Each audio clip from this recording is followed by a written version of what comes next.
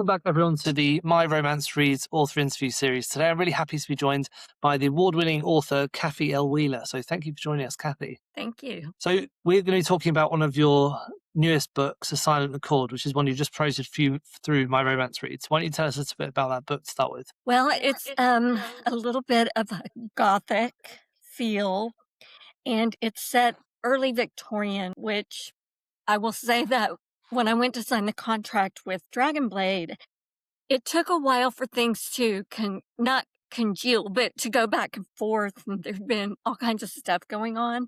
So I decided to make it really early because my Rebel Lords of London series is one of my better selling series, and so I wanted to tie them together just in case the contract didn't work out. So it's close to the time periods are kind of similar, although Rebel Lords is considered Regency-esque, and then A Silent Accord, which is the clandestine Sapphire Society, is more early Victorian Gothic. So you talk about sort of Victorian Gothics and that sort of era.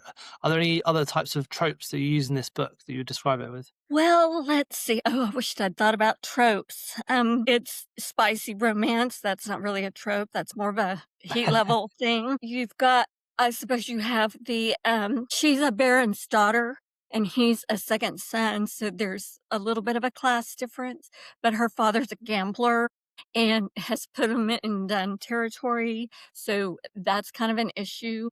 And she's always bailed her father out, and it's just going to keep happening. It's part of the Dragonblade Lion's Den series. So the first book ties to that gaming hell. And so she actually is in there, and her father wants her to marry this really powerful duke so he can keep gambling. But that man is a horrible, horrible man. And he's in all the books. And this guy hears her trying to ward that guy off. And he walks up and tells him, "What are you doing with my fiance?" So it's kind of a fake marriage to start. So with that sort of class difference is a kind of the forbidden fruit kind of trope where it's, you're not really allowed to have that relationship, and that's what kind of drives the sort of the romance part I of it. think it was just really just a vehicle to get started. But she ends up going to Northumberland where him and his brother, their father is a horrible man. There's just I get a little bit complicated in some of my plot stuff, and it drives me crazy. I don't know how the readers feel. Sometimes I'm like, oh my gosh, this is just too much, but it all works out. And there's always some kind of mystery going on somewhere. So there's murder and mayhem. And the one thing that's really fun about A Silent Accord is that it's set in 1827, which is not really quite Victorian, because that starts a few years later, almost. So the second and third books are set like 15, 20 years later in actual Victorian. And there's kids in it, and she's hired as a governess, and she knows nothing about kids. Nothing about kids. And so they also drive the story forward. And in the second and third books, those kids are grown, and so they each have their stories. So it's pretty intricate. Yeah, so it becomes almost kind of quite epic series where there's lots of different Yeah. storylines and things going through. How important is it to you when you're writing historical romance books to have that narrative and that sort of that storyline flowing through, so it's not just focusing on the romance element? I guess this is kind of an interesting question to me. Yeah. Because when I wrote The Rebel Lords, I had the crazy idea that came, and it was years ago. I overheard Tiger Woods on ESPN. Somebody reported that he offered to pay his wife to stay with him because he just got caught in this big scandal. I thought, oh my gosh, that would be a great historical romance because women couldn't own property. So that book starts like that. And then I thought, okay, I'll have a second book and a third book. So I was going to do 3 books. Well, then I was doing something else and decided I'm going to show you this because, first of all, here's the series. That's right Oh there. wow, so many. But if you've got like for instance, book 1, here's book 2, But book 2 was originally started because you Entangled was doing where you could do a book and a novella. So I wrote a novella, and it's 200 years later because there's a curse in book 2, and that 3rd book was kind of like, "Oh," and during COVID, I wrote 8 books, and a lot of them were in that series. So, a lot of times my next story comes to me while I'm writing that book. I'm like, "Oh, that's a good character for the next book." When you're thinking about the historical settings, and you're choosing which periods to base your characters in, what drew you to the particular periods and the places you mentioned? I think you mentioned like basically early Victorian Northumberland. So what drew you to that place in the first place? Well, in that particular case, I was looking at Gothic, and there's nothing really Gothic-y about London to me.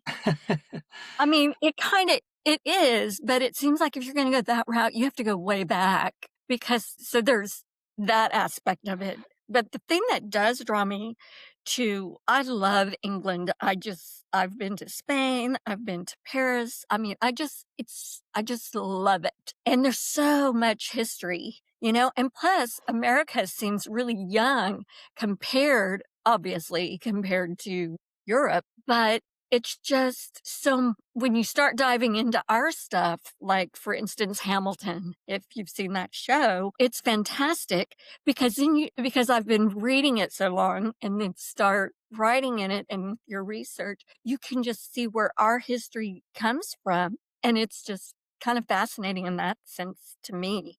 It's what makes it fun. But when you start talking about historical and reading it and loving it, one thing I think that makes it really, really fun is taking these strictures, especially that women were so restricted and couldn't own property, couldn't do this, couldn't do that. They're the ones who get blamed for blah, blah, blah. It's kind of fun to throw a wrench in that, to have that independent side come out because, when you're oppressed, it's coming out somewhere. Then it's gonna explode. I mean, I feel like that's kinda how I grew up, you know? My mom was married 6 times, and she calls herself independent. I kinda don't think that's how that works. In her mind, it did, so One of the things you just mentioned just then about the women being property or not being able to own property, and some of those historical facts from the time, I think they're really important. They give the book a lot of color. How do you go about doing research, historical research, to understand a bit more about the time and place where your books are set? well, I'm not one of those people who necessarily gets caught in the rabbit hole of research like a lot of people. I I belong to the Regency fiction writers, so I can ask questions on there if there's something I don't quite know how to make it fit with what I need. Like, for instance, getting a special license to get married.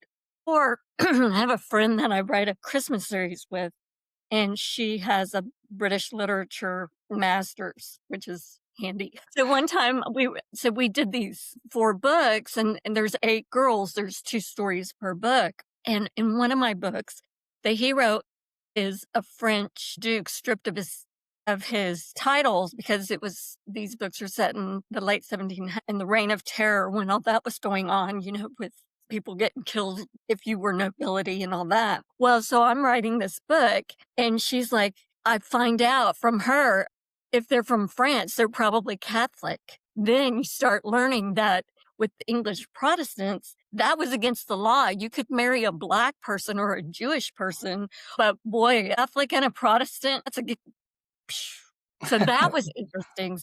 That made it a little bit interesting, and so I ended up making his mother English, and so he was raised Protestant. That's so you kinda work these little ins and out. I feel like I'm a fast writer, and I also think it's important to have the right editor because one time I had an editor who did it. I had a Western series, and this girl did a fantastic job on the editing.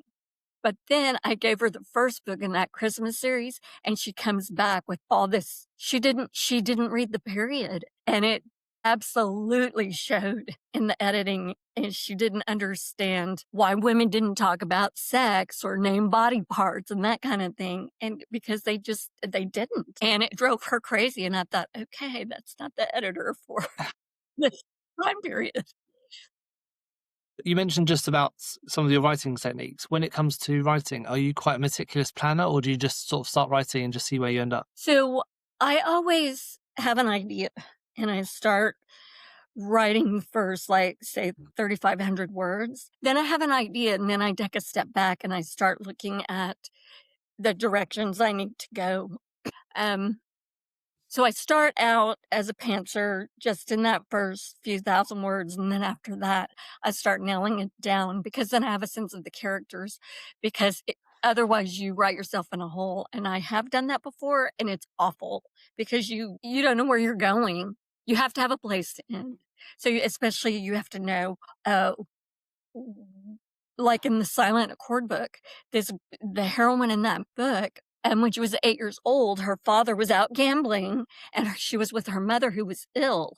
Well, her mother died, and her mother was very paranoid and had her push a table. They pushed a table in front of the door. Well, when her mother died, the fire goes out, there's no food, nobody came for her, they'd already let the housekeeper go, so she has this fear of being confined, first of all, but second of all, with a dead body. So you take that wound, and what do you suppose the black moment is? It gives you exactly what you need. And so then you know what you're writing to. Yeah. Do you find it, did you find that making a plan helps, like, to structure the stories, especially when you're writing over, multiple different novels? Yeah. Yes. Yeah. So talking about some of your characters, let's go through some of the main characters in your latest book. Where did you get the inspiration from? Could you give us maybe sort of someone quite famous that you think they're most like? Someone from another book that you think they're most relatable to. Well, my favorite authors are Susan Elizabeth Phillips for contemporary and Jane and Krantz. I have several historical authors that I love. Teresa Medeiros, but she writes medieval, she writes Regency. I love, of course, they're flying out of my head. Christina Dont. I loved her historicals when she did those. There's just some great feel about it, especially when you get when you get the language right, because it can pull you out of I specifically think that writing medieval is very difficult. I don't think I could attempt that, and I've seen where authors write that, and then you try to read it, and it's like, pulls you out of the story. So I think it's really important, and I'm sure my stuff too, it's certainly because I'm not English. But I have had some very nice reviews from the UK, that are very flattering. So I don't know. I think that I just finished Susan Elizabeth Phillips' latest book last night, and it started out similar to one other book she did, and I was like, "You're kidding." But boy, by the time I got midway point, the differences popped up like a bouquet of flowers, and it was fantastic, and at the end even had me crying a little bit because of that femin feminism aspect of it, that you learn why she felt like she did here, and it was completely different from that one Mm. book. But the initial opening of that book with a previous book of hers was similar, and I'm like, "Okay, this sounds remarkably like this other character," but it turned out to be different. So it's one of those I'll reread, and I think that you have to read and soak that in, and so that you can tell your own stories. To me, it's my favorite way to learn to write to a certain phrasing so that I feel like I'm showing, not telling, that sort of thing. Yeah. And for people that are, like, sort of brand new to Kathy Wheeler's books, what other authors do you think people might have read before that you think you're most similar to, and you think they should give you a go? Well, I did do this like deep evaluation of the Earl's Error, and it came back with several different, because most of my stuff has suspense. It did come back with some Amanda Quick, which is Jane and Krantz, and I was like, "Yay!" It had Sarah McLean in there, which was oh, and Jennifer Ashley, and I'm like, "Oh my gosh," Shelley Thacker, and it touched on all of those, so that really boosted my confidence for one thing, but I would say that it's those where I have a little bit darker edge, there's a little bit of humor in there, but some of them are kinda dark, but you have to break it up with a laugh here and there, and I write children really good, they're not like babies. I mean, I think it's in The Earl's Heir, there's 2 young girls their mother was beat the crap out of, she's, like, left for dead, and so the hero's friend brings these 2 kids to their house, but my heroine has already left London and she's headed to the country, to their country home. And so he's got these 2 little girls. One of them is 7 and one is 4.